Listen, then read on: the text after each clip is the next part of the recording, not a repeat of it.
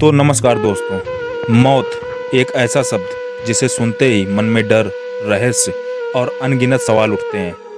क्या मौत के बाद सब खत्म हो जाता है या फिर एक नई शुरुआत होती है? इंसान का शरीर मिट्टी में मिल जाता है, लेकिन आत्मा वह कहाँ जाती है? आज हम बात करेंगे उस अदृश्य, अद्भुत और रहस्यमय यात्रा की, जो है मौत के बाद आत्मा का सफर। कहा जाता है कि जिस क्षण शरीर की आखिरी सांस थमती है, उसी पल आत्मा अपनी यात्रा शुरू करती है। लेकिन यह यात्रा कोई साधारण सफर नहीं होती। यह समय, स्थान और भौतिक जगत से परे है। इस सफर में आत्मा ना तो पैरों से चलती है, ना ही किसी साधन पर बैठती है, फिर भी वह हजारों लोगों को पार करती है। आज हम आपको उसी यात्रा पर लेकर चलेंगे, जहां विज्ञान भी ठहर जाता है और अध्यात्म ही रास्ता दिखाता है। जब इंसान की आखिरी सांस चलती है, तो शरीर की सारी शक्तियां धीरे धीरे समाप्त होने लगती हैं। धड़कन थम जाती है, सांस रुक जाती है और फिर एक हल्की सी कपकपी के साथ आत्मा शरीर से अलग होने लगती है। यह पल बेहद शांत भी हो सकता है और कभी कभी बेहद कष्टदायी भी। यह इस बात पर निर्भर करता है कि इंसान ने जीवन में कैसे कर्म किए हैं। मौत के क्षण में आत्मा सबसे पहले सुषुम्ना नाड़ी से ऊपर की ओर खिंचती है। यह वह दिव्य मार्ग है जो आत्मा को सहस्रार चक्र यानी सिर के शीर्ष से बाहर ले जाता है। जिनके कर्म अच्छे होते हैं, उनकी आत्मा बेहद हल्केपन के साथ ऊपर उठती है, जैसे एक पंछी पिंजरे से मुक्त होकर उड़ जाए। लेकिन जिनके कर्म खराब होते हैं, उनके लिए यह अलगाव कठिन और दर्दनाक होता है, जैसे किसी को जंजीरों से छुड़ाया जा रहा हो। कई आत्माएं निकलने के बाद कुछ समय अपने शरीर के पास रहती हैं। वे अपने परिजनों को रोते बिलखते देखती हैं, अपने हिस्सों को ले जाते हुए देखती हैं और कई बार अपनी मौत पर विश्वास ही नहीं कर पाती हैं। यह समय 8 से 12 घंटे या कभी कभी 3 दिन तक हो सकता है, जब तक अंतिम संस्कार की प्रक्रिया पूरी न हो जाए।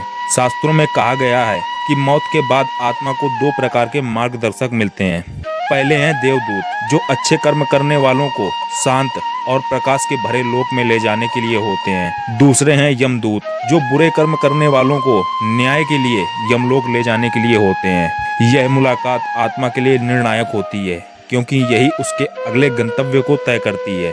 भौतिक शरीर छोड़ने के बाद आत्मा के लिए समय और दूरी का अनुभव बदल जाता है। एक पल में वह हजारों मील दूर हो सकती है और एक क्षण सैकड़ों साल जैसा महसूस हो सकता है। यह अनुभव मानव मन से परे है। हिंदू धर्म के अनुसार आत्मा को मृत्यु के बाद अलग अलग लोकों से गुजरना पड़ता है। पहला है पृथ्वी लोक, जहाँ वह अपने पुराने जीवन की झलकें देख सकती है। दूसरा है पितृलोक, जहाँ वह अपने पूर्वजों से मिलने का स्थान देखती है। तीसरा है यमलोक, जहाँ आत्मा के कर्मों का लेखा जोखा होता है। और चौथा है स्वर्गलोक या नरकलोक, जहाँ आत्मा को अपने कर्मों के फल का अनुभव होता है। जब आत्मा अपने कर्मों का फल भोग लेती है, तब उसे फिर से एक नया जन्म मिलता है।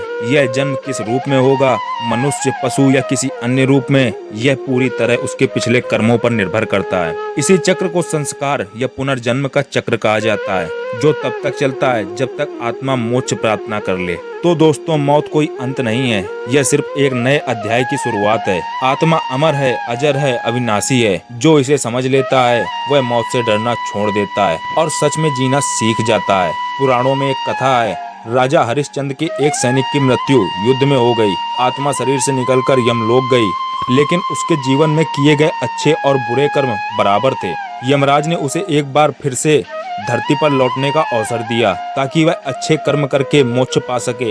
यह दिखाता है कि आत्मा का सफर केवल दंड या पुरस्कार नहीं है, बल्कि सीखने और विकसित होने की यात्रा भी है। तो दोस्तों, अगर आपके मन में कोई सवाल हो तो हमसे कमेंट बॉक्स में जरूर पूछिए और वीडियो को लाइक करिए, चैनल को सब्सक्राइब करिए और ज़्यादा से ज़्यादा लोगों के पास इस वीडियो को शेयर करिए। बाकी हम मिलते हैं आपसे अगली वीडियो में। तब तक के लिए जय श्री कृष्णा, जय श्री राधे।